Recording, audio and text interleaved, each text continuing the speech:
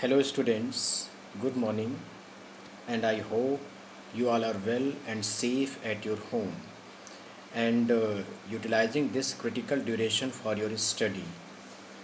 Okay, so in the previous module of our video, we have just started the first chapter of our biology, in which we have discussed about to cell, its complete definition. After that, we have discussed about the type of cells according to their shape and sizes. Today I'm going to explain about two types of organisms on the basis of number of cells. Students, when we talk about the number of cells in organisms, so on the basis of this the organisms can be classified into two basic groups. First group, that is the unicellular organisms. What is the means of unicellular organisms? Unicellular organisms means the organisms which are made up of by a single cell, like in bacteria, in various type of protozoans. Protozoans is including the amoeba, paramecium, euglena, etc.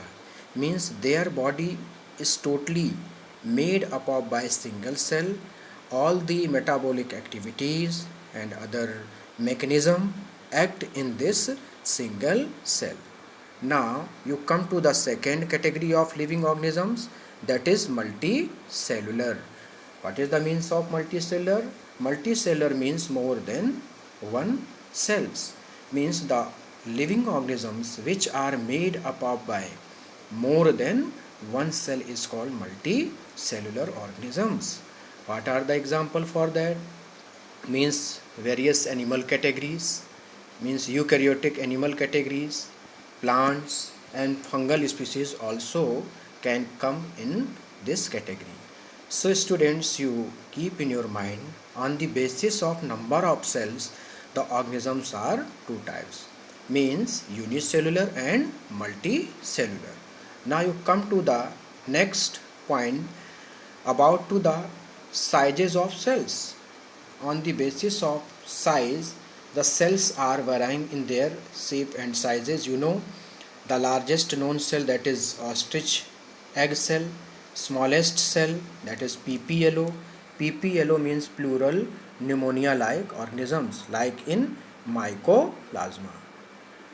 When we talk about to our body, means human body, so in our body also having various type of cells. Okay, some are very larger in size and few of them are very small in size. So out of them the largest human cell, that is the neuron. Neuron cell is also called nerve cell. Next, that is the smallest cell. Smallest cell means RBCs. You know about two RBCs, red blood cells. After that, in plant category, Acetabularia. Acetabularia, it is the largest plant cell, and then the smallest plant cell, that is Wolffia. Wolfea. Wolffia. It is the smallest plant cell. After this discussion, we will discuss about the composition of eukaryotic organism.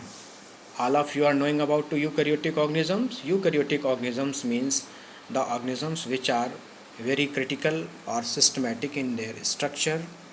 The cell will be completely developed, fully developed.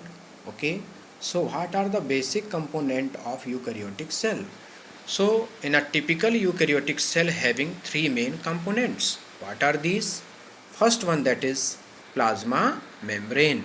Plasma membrane is also called cell membrane, and this plasma membrane is covering whole of the cell from its external environment. Next component, which is also important, that is nucleus.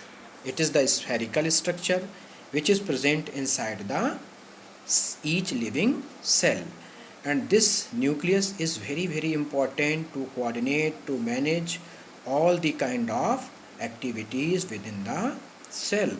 That's why this nucleus is also called control center of the cell. All the metabolic activities, coordinated or managed by the nucleus. Then the third basic component, that is the cytoplasm. What is cytoplasm?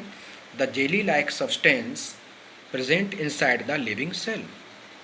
Okay, and why this jelly-like substance is considered as a basic component? Because we know all the cell organelles including nucleus, they float on cytoplasm. Without the cytoplasm, the existence of the cell organelle it's not possible. Okay, so that is all about two living organisms. In next video we will discuss about two the complete representation of cell and its various components. So okay, thank you.